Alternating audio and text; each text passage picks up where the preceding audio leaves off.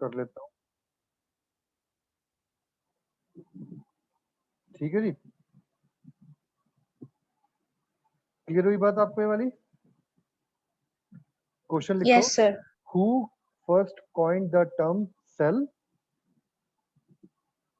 Who first coined the term cell and what does it mean?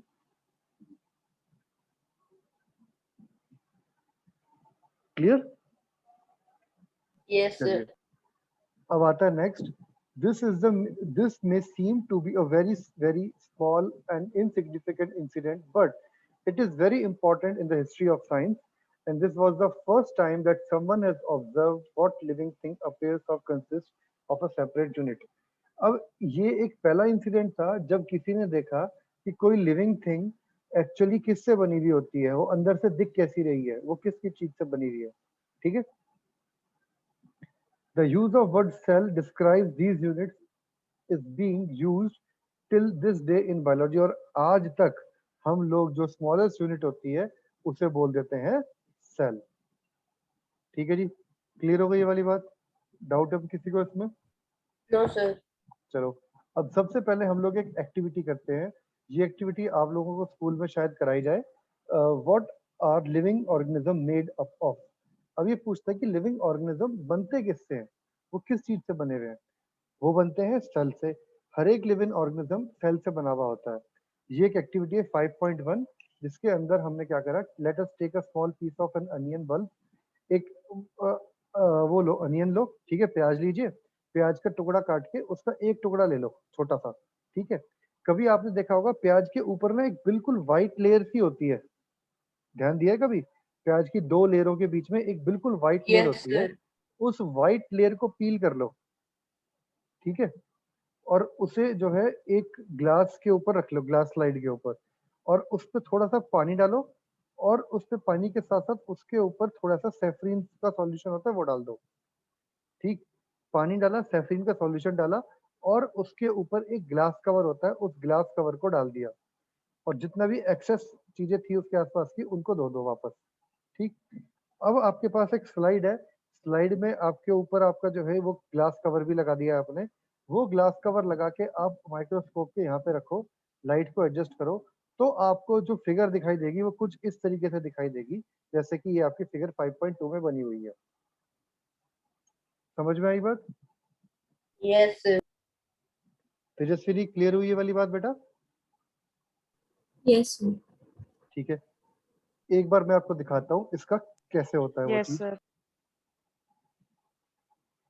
Onion peel cell experiment की photo दिख रहे थे आपको, ये देखो, ये वाली फोटो देख रहे हो? ये फोटो दिख रही है आप लोगों को? Yes, sir. No, sir. No, sir. अब No, कुछ, sir. अब कुछ दिख रहा है? सर दिख No, रही sir. है। भाई तुम लोग No, दोबारा sir. रिफ्रेश करो अपने आप को एक बार। No, sir. किसी को नहीं दिख रहा क्या? सर दिख रही है। अब बताओ क्या दिख रहा है? सर एक Yes, experiment. sir. Yes, sir. अब दिख रही है। अब दिख रहा है? Yes, sir. एक सेकंड रुको। हाँ जी, अब ये वाली फिगर दिख रही है आपको सबको, बड़े वाली है? अब देखो, यस सर। Yes, sir. जैसे ये अनियन पील थी, इसके ऊपर से ये एक हमने एक व्हाइट कलर की बिल्कुल थिन लेयर है, ये बड़े प्यार से निकल जाती है। ये इसे बोलते हैं, चिमटे को बोलते हैं फोर्सेप्स। ठीक है, with the help of this चिमटा और you can say forcep, we peel it, हमने इसको एक पील अप कर दिया। ठीक है, क्लियर हो गई बात? अब इसे पील अप करने के बाद में हमने इसको रख लिया, ये देखो, ये दिया पील अप करा, और इसको टेस्ट ट्यूब के उसके ऊपर रख दिया। ओहो, मेरे से बार बार कुछ और दब जाता है। एक एक सेकंड, ये चलो ये एक्सपेरिमेंट ही खुल गया।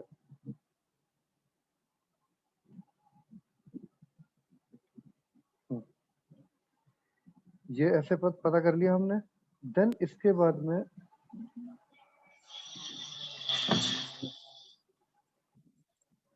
हम्म, हमने एक लिया ग्लास स्लैब, ग्लास स्लाइड होती है एक हमारे पास में, स्लाइड होती है ग्लासेस की, वो ली, उसके ऊपर ये पील रखा, ठीक है, देन ग्लिसरीन अप्लाई करा उसके ऊपर, थोड़ा सा पहले पानी लेके उसको साफ कर दिया, देन उसके ऊपर ग्लिसरीन अप्लाई किया, ठीक, देन निडल की हेल्प से हमने उस पील को रख दिया। आप इस पे ग्लिसरीन अप्लाई कर सकते हो, आप उसके साथ में सेफ्रीन भी अप्लाई कर सकते हो, 2-3 चीजें आप इसके ऊपर, सेफ्रीन और बाकी कोई भी कलर्ड कंपाउंड इसलिए डालते हैं कि सो दैट हमें वो जो सेल है वो कलर्ड दिख जाए।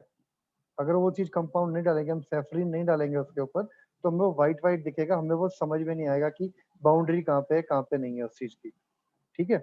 तो इस तरीके से पूरा ये एक्सपेरिमेंट होता है। समझ में आ गई बात? किसी को डाउट इसके अंदर? और उसके बाद हमें कुछ इस तरीके से वो दिखता है, ठीक है, ये बात क्लियर हो गई सबको? Yes, sir. कोई doubt? Yes, sir. No, sir. Yes. ठीक है, तेजस्विनी बच्चे कोई डाउट आपको इसमें अब? No, sir. ठीक है जी, तो ये मेरे पास एक्सपेरिमेंट होता है, अनियन पील एक्सपेरिमेंट कहते हैं। इस एक्सपेरिमेंट के थ्रू हमें क्या पता लगेगा, हम पता कर सकते हैं कि हमारे पास में अनियन के सेल किस तरीके से दिखते हैं। तो ये इसमें पूरा का पूरा एक्सपेरिमेंट आपको करवा दिया यहाँ पे, ठीक है, क्लियर? अब ये जो इसने यहाँ पे चीजें बनाई, इसे बोल दिया सेल, और इनके बीच में ये जो ब्लैक ब्लैक ब्लैक देख रहे हैं ना, इसे बोलते हैं nucleus. That is known as the nucleus of the cell. कोई डाउट? No, sir. ठीक है, अब No, sir. एक खास बात ये है कि पूरी की पूरी अनियन का कोई भी चीज कहीं से उठा लो, हमेशा आपको इसी तरीके का डायग्राम मिलेगा उसके अंदर। So the structure look like similar to each other, together they form a big structure like an onion bulb। और ये जब सारी चीजें एक साथ मिल जाती हैं तो ये पूरा का पूरा जैसे कि पूरा आपके पास पूरी की पूरी प्याज होती है उस टाइप में बन जाती है। we find we find from this activity that onion bulb of different sizes have similar small structure visible under a microscope। तो इस एक्टिविटी से हमें पता लगता है कि कोई भी प्याज किसी भी साइज की हो, वो बड़ी हो, छोटी हो, बहुत मोटी हो, पर उसका जो फंडामेंटल स्ट्रक्चर है वो अंदर से एक ही तरीके से है। Clear? The cell of the onion peel will all look at same regardless of the size of the onion they came from। Okay, these small structures that we see are the basic unit of onion bulb। Onion bulb से मतलब है एक प्याज का जो पूरी प्याज होती है उसको बल्ब बोल देते हैं हम लोग। These structures are known as cells। Not only onion, all the organisms that we observe around are made up of cells। However, there are also single cells that live on their own। अभी इस line को हम बाद में पढ़ेंगे, single cell live on their own. अभी तक ये वाली बात समझ में आ गई? तो इसका मतलब क्या है? Yes, the sir. Basic structure of cell is same in each and every living being. Yes, sir. ठीक है, कोई डाउट इसमें किसी को? No, sir. ठीक है जी।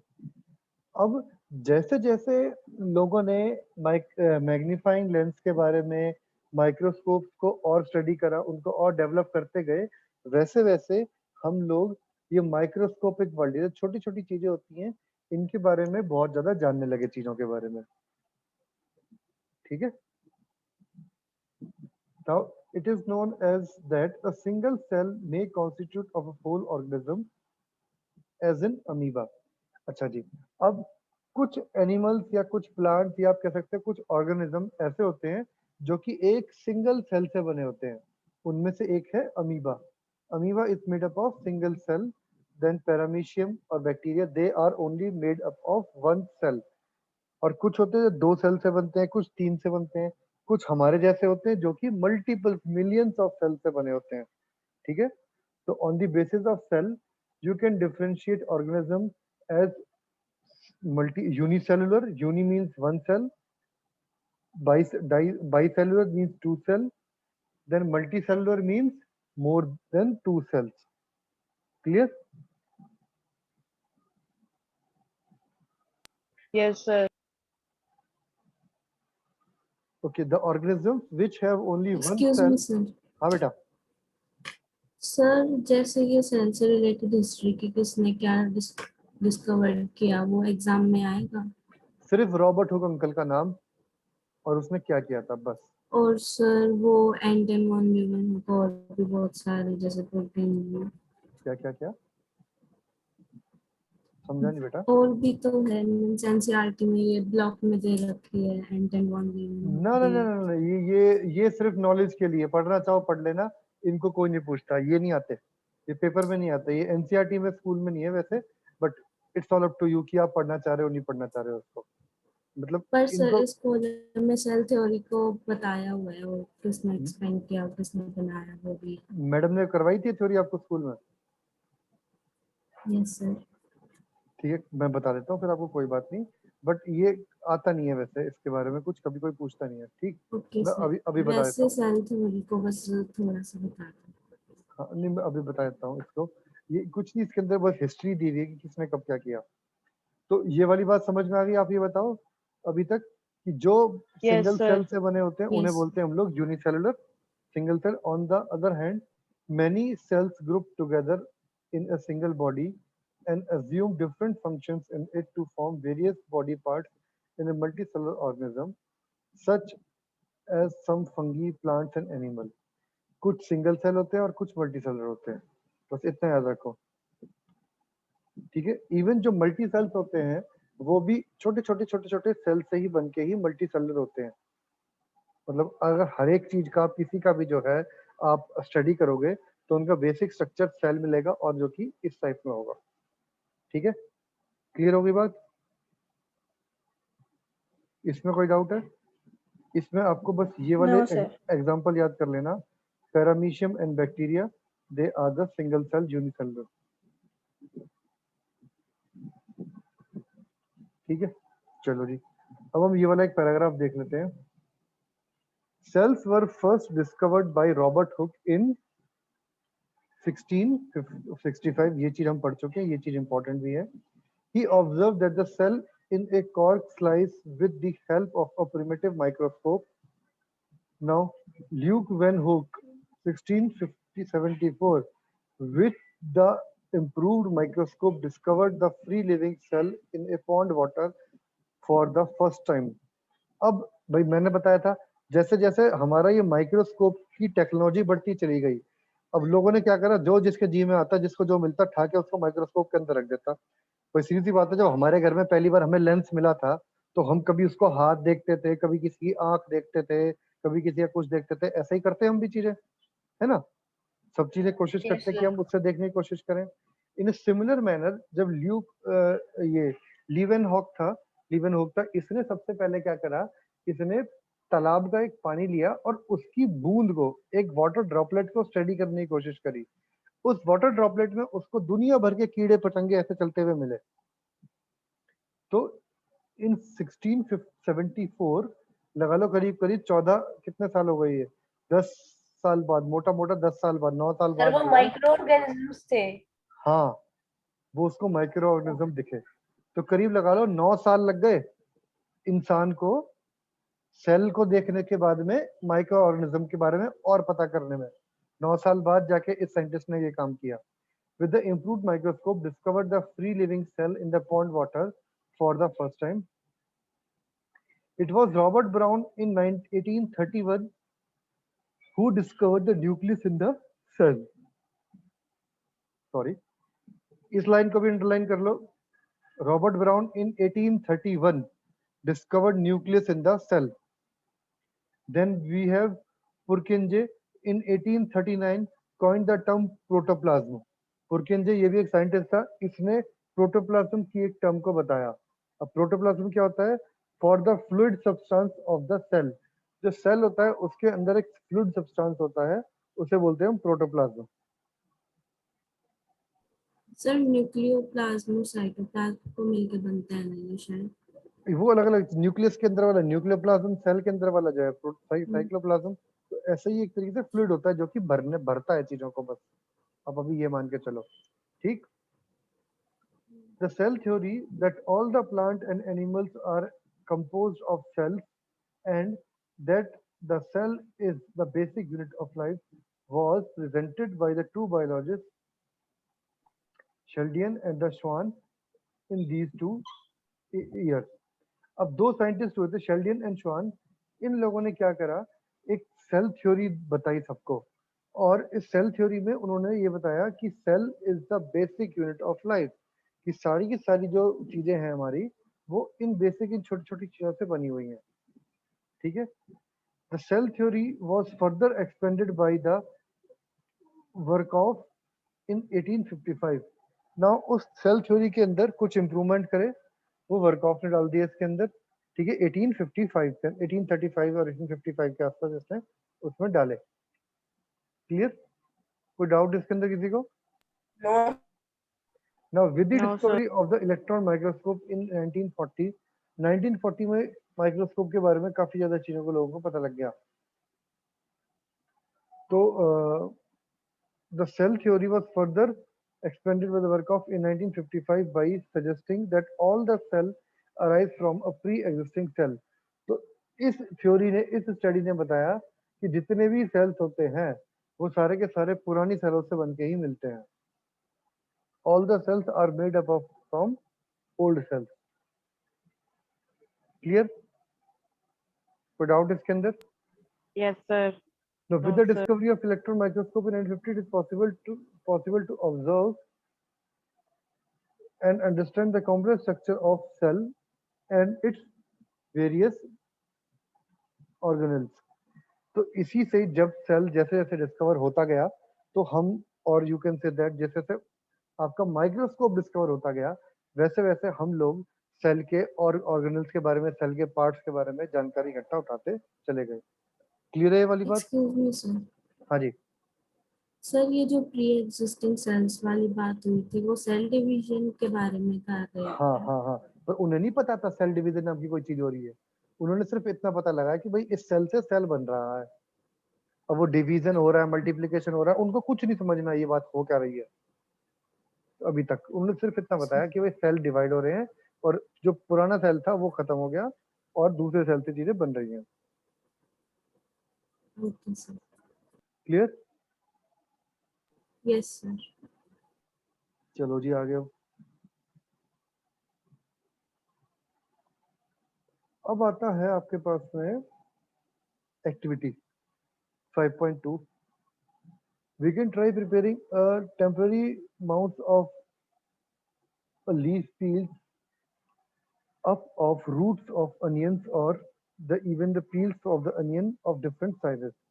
अब इससे क्या करा, डिफरेंट डिफरेंट चीजों के डिफरेंट डिफरेंट जो है एक अपना स्लाइड बनानी शुरू कर दी और देन उनको स्टडी करा।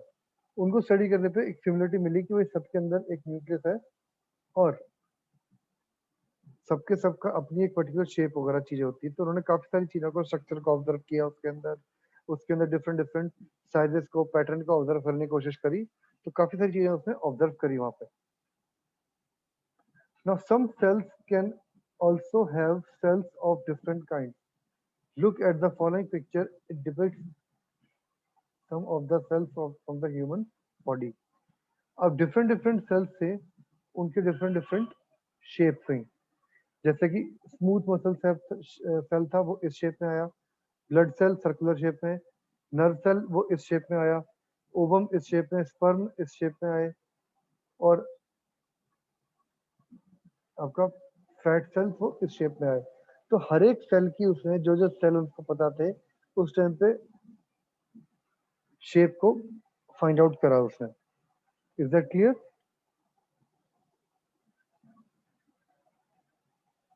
Yes, sir. ठीक है जी। Now, shape and size of the cell are related to the specific function they perform। अब आता है किसी भी सेल का से शेप और उसकी साइज, ये डिपेंड करती है कि वो सेल क्या काम कर रहा है। ठीक है, वो सेल क्या काम कर रहा है, चीज उस पर डिपेंड करती है।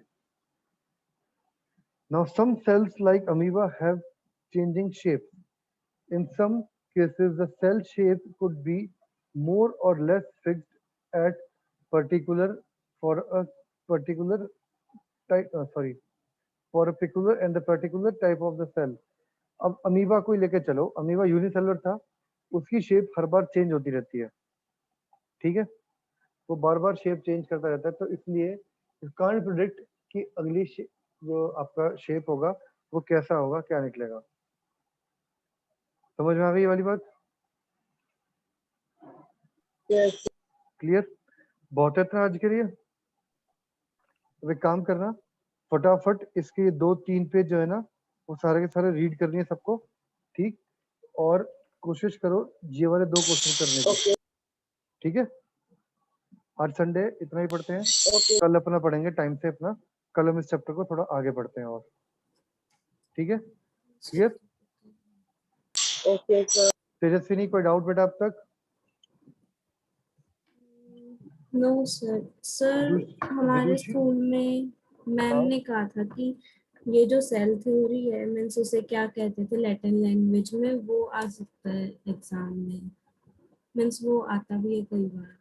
सेल थ्योरी को क्या कहते थे मतलब? ये जो सेल थ्योरी डिस्कवर की थी सचिन एंड श्वान ने, हाँ वो ओमनिस सेलुला कहते थे ना, वो आ हाँ हाँ सकता है सर एग्जाम में। बेटा, मैडम कह रही है तो वैसे आ सकता है, बट इतना कोई पूछता नहीं है सच बताऊं तो, क्योंकि ये साइंस है ना, देख साइंस फ्यूचर में में अब कभी किसी क्लास में। नहीं, ये ना मतलब रेयरेस्ट क्वेश्चंस होते हैं कि मतलब these are not that important, क्योंकि मेन चीज है कि उस सेल थ्योरी ने क्या बोला, उस सेल थ्योरी में क्या क्या पॉइंट्स थे, क्योंकि this is not the history ना, किसी ने दी हमें क्या करना भाई, दी किसी ने, मुझे कोई मतलब नहीं उस बात से, मुझे मतलब है कि उससे मैं क्या कर सकता हूँ आगे, ठीक है।